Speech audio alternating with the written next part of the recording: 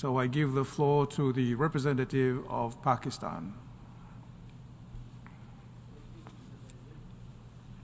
Trained to take the floor to respond to the baseless remarks made by one country from our region, which appear to have been prompted by their guilty conscience. Regrettably, this country has chosen to use today's meeting to peddle its false narrative, and we categorically reject their accusations and unsubstantiated claims.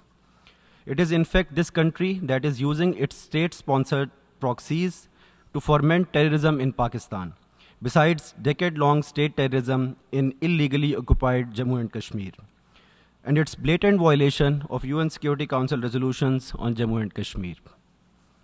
Mr. President, this delegation's statement regarding the Indus Waters Treaty was nothing but obfuscation of facts and deliberate misinterpretation of the treaty, aimed at futilely justifying its illegal and unilateral decision to hold the treaty in abeyance. Their claims about honoring treaty obligations in good faith cannot be measured by its rhetoric, but only by its actions. It is this country that, despite being a signatory of the IWT, has on numerous occasions violated various provisions of the treaty, including those related to data sharing.